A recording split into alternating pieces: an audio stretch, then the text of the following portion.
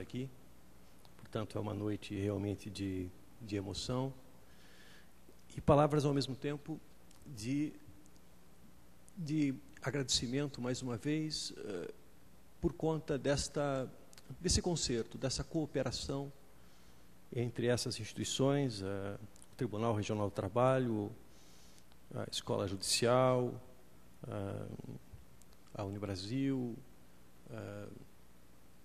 a Caixa Econômica Federal, a Universidade de Castilha-La Mancha, para a produção desse evento tão importante. E, ao mesmo tempo, essas palavras devem ser palavras de demonstração de afeto nele.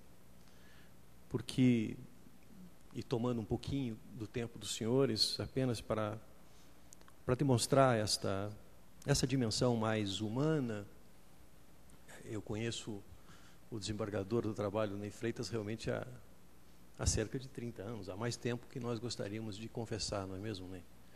Fomos ambos colegas, servidores do Serviço Jurídico do Estado do Paraná, depois ele veio para a Justiça do Trabalho, eu fui para a Procuradoria da República, mas temos nos encontrado nesses 30 anos.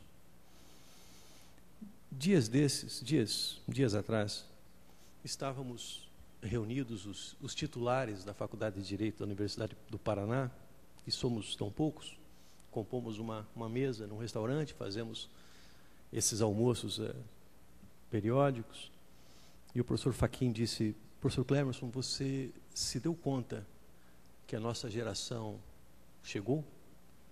E eu disse para ele: e acho que já está de partida.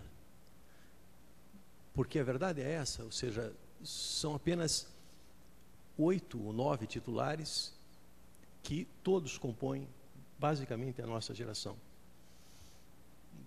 O Ney está aqui como presidente do TRT. Ou seja, o tempo tem passado e tem passado rapidamente, ou seja, nós nos vinculamos aos nossos afazeres e quando nos damos conta, nós já tínhamos vivido, pelo menos, é assustador, 2/3 da nossa vida. Eu gosto de ouvir minha mulher que diz assim: eu acho que já vivemos metade da nossa vida. Certamente não, certamente muito mais do que isso. Mas essa dimensão, essa compreensão, esse encontro com a finitude da vida, da existência, ao contrário de produzir uma certa urgência, traz uma calma existencial. Nós nos damos conta de que aquilo que é mais importante para nós está ao nosso lado, né? São os nossos amigos, são as nossas causas, é a nossa família, são as coisas nas quais nós acreditamos.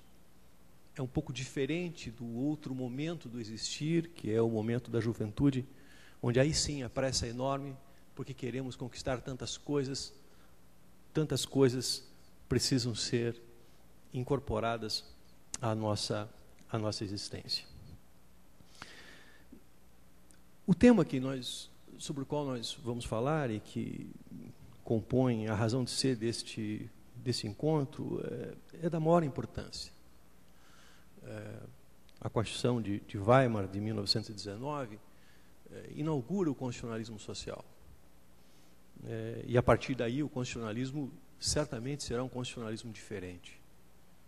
É verdade que não foi a primeira Constituição a incorporar algumas dimensões, algumas preocupações sociais. É evidente que antes dela tivemos a Constituição Mexicana, de 17, e mesmo a Constituição pós-revolucionária soviética, também de 17. Mas a primeira Constituição que inaugura um novo momento no constitucionalismo ocidental, trazendo para as preocupações do direito constitucional a questão social de maneira orgânica, de maneira sistêmica, foi a Constituição de Weimar de 1919. E por isso ela está na nossa lembrança, e por isso ela está, de algum modo, nas outras constituições ocidentais que foram promulgadas, particularmente depois da Segunda Guerra Mundial, mas várias delas ainda antes da Segunda Guerra mundial, como, por exemplo, a Constituição Brasileira de 34, e eu tentarei traçar um paralelo depois entre uma e outra. Nós sabemos que o constitucionalismo brasileiro é um constitucionalismo que tem procurado buscar a sua identidade. Talvez o momento mais interessante nessa busca seja esse inaugurado depois da Constituição de 1988. Mas nós vivemos pelo menos 3 ciclos de influências constitucionais.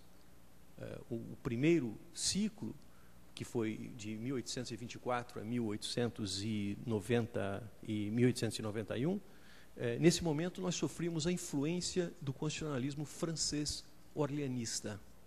Evidentemente que com alguma pincelada do constitucionalismo britânico naquilo que dizia respeito a uma prática não prevista, mas uma prática parlamentar.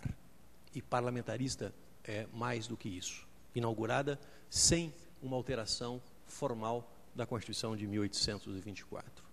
A partir de 1891, como sabem os senhores, até a Revolução de 30, nós passamos a viver sob o influxo das ideias constitucionais norte-americanas.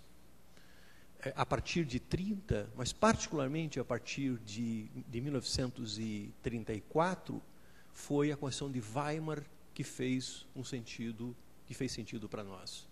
É claro que esse momento foi interrompido em 37 com a Constituição ditatorial, influenciada pelo constitucionalismo polonês e também pelo constitucionalismo português, salazarista, mas a partir de 1946 nós retomamos os ensinamentos da Constituição de Weimar, compondo-os com aqueles provenientes da experiência norte-americana. Interrupção novamente depois do golpe de 64, a Constituição de 1988, de alguma maneira, sintetiza a experiência alemã, a experiência americana, compondo com alguma coisa que provém das constituições europeias do segundo pós-guerra e, particularmente, da Constituição portuguesa e também da Constituição espanhola. Mas compondo, de alguma maneira, um corpo normativo que guarda alguma singularidade, daí porque a Constituição Brasileira de 1988 não pode ser reconduzida a qualquer outro modelo. Portanto, compusemos essas experiências, forjando um projeto constitucional que procura ainda, na experiência constitucional cotidiana, fabricar a sua identidade constitucional. Mas a verdade é que a Constituição de Weimar, ela está ainda presente. E debates que, de alguma maneira, foram travados naquele rico período que vai de 1919 até 1930, 33, esses debates ainda fazem parte, como pano de fundo, dos debates constitucionais que nós vemos em vários países e, inclusive no Brasil. Muito bem. A Constituição, portanto, de Weimar, ela inaugura o constitucionalismo social, ela, pela primeira vez, introduz no texto constitucional um capítulo inteiro dedicado à ordem econômica e social, mas é preciso dizer que ali, na história do direito alemão, ela não foi propriamente a primeira, não cuidou dos direitos sociais de maneira inaugural. E por que eu digo isso?